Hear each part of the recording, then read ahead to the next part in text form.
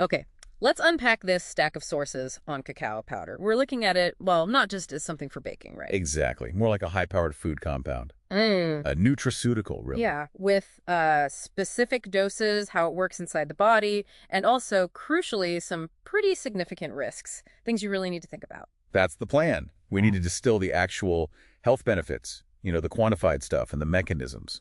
We'll focus a lot on the flavanols, Okay. but yeah, we absolutely have to tackle the risks. Sourcing is huge, and so are drug interactions. Can't skip that. Right. First thing that jumped out at me, this whole cacao versus cocoa thing, they aren't the same at all, are they? And it matters, like, a lot for health. It's fundamental. It really boils down to the processing. How so? Well, natural cacao, that's the one you want for therapeutic effects. Huh. It's basically from defatted solids. It's quite acidic, pH around 5 or 6. And yeah, it's bitter, Bitter means good here. pretty much. That bitterness signals it's retained the maximum natural polyphenols and flavanols. That's where the power is. So wait, if I grab regular cocoa powder off the shelf, the kind that says processed with alkali or Dutched, I'm basically neutralizing the very reason I might be buying it for health. That seems misleading. It is, from a health perspective. That's alkalized or Dutch cocoa. They treat it with something like potassium carbonate. It raises the pH, makes it less bitter, mixes easier. All right. But it seriously compromises those bioactive components. You lose a significant chunk of the flavanols. Okay. So focusing on the good stuff, the natural cacao. Good. Let's talk about the cardiovascular benefits. You mentioned flavanols. How does that work? It mainly centers on your blood vessel lining, the endothelium. These flavanols, particularly one called epicatechin, they help enhance endothelial function How? by activating an enzyme, ENOS, endothelial nitric oxide synthase. Right, ENOS. And that enzyme boosts the production of nitric oxide, or NO. Yeah. It's like a key signaling molecule. It tells blood vessels to relax. Vasodilation. Exactly, vasodilation, which means better blood flow. We've got numbers on this too. Around 50 to 100 milligrams of epicatechin daily, linked to lower blood pressure.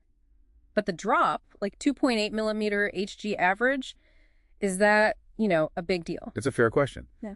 That 2.8 is the overall average from studies.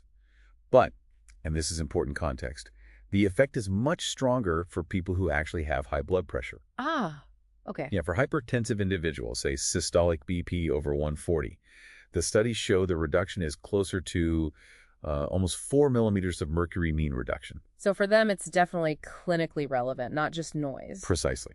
Where it's needed most, the effect is more pronounced. That sounds really promising. Oh. If we're talking daily use, we have to address the downsides. The heavy metals issue seems like a big one. It's a critical risk, absolutely non-negotiable for consumers to understand. We're mainly talking cadmium, CD, and lead. And they get in differently. Yeah, cadmium is more of an agricultural problem. It's absorbed from the soil by the tree's roots. A long-term thing. Lead, though, that tends to happen after harvest. Dust, contaminated drying surfaces. It's more about handling and processing. Yeah. Maybe easier to fix, potentially. And California's Prop 65 sets limits, right? Okay. I see 4.1 micrograms a day for cadmium and only 0.5 for lead. That's tiny. Very strict limits. And here's the kicker. Some recent analyses found that products labeled organic often had higher levels of both cadmium and lead. Seriously. Organic was worse. Significantly more likely based on that analysis. So the takeaway isn't necessarily buy organic. It's look for brands that actually test their products. Transparent, third-party testing is key. Forget the label. Look for the data. Wow. Okay. Good advice. Let's quickly touch on drug interactions too. Critical safety stuff. Definitely. Cacao isn't inert. It has tyramine and stimulants like caffeine and theobroma. Interactions. Big ones. If you're on MAO inhibitors, often used for depression, they stop your body breaking down tyramine. High doses of cacao could trigger a hypertensive crisis, really dangerous blood pressure spike. Okay, MAO-wise. What else? SSRIs, another common antidepressant class. High doses of cacao combined with SSRIs carry a risk of serotonin syndrome. Basically, too much serotonin activity, also not good. And blood thinners. Yes. Remember those flavanols? They have antiplatelet effects. Good for blood flow on their own, but if you're already on blood thinners like warfarin, it could increase bleeding risk. You need to be cautious. Right. So summing up the practical side, choose natural, unalkalized cacao. Get it from a brand that tests for heavy metals. And aim for that 50-100 milligram epicatechin range daily. That nails the key takeaways. And maybe one last thing to chew on. Oh. Regarding absorption. We know the main flavanols like epicatechin that drive the NO benefits seem to get absorbed okay even if you have cacao with milk. Human studies show that. Okay, so my mocha habit is safe. Well, maybe, but some research hints that while those specific flavanols get through, dairy proteins might still reduce the total antioxidant capacity measured in the blood afterwards. So you get the NO boost, but maybe miss out on some broader antioxidant effects. Possibly.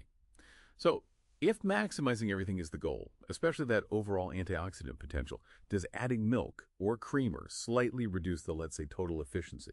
Something for you to think about next time you're making that drink.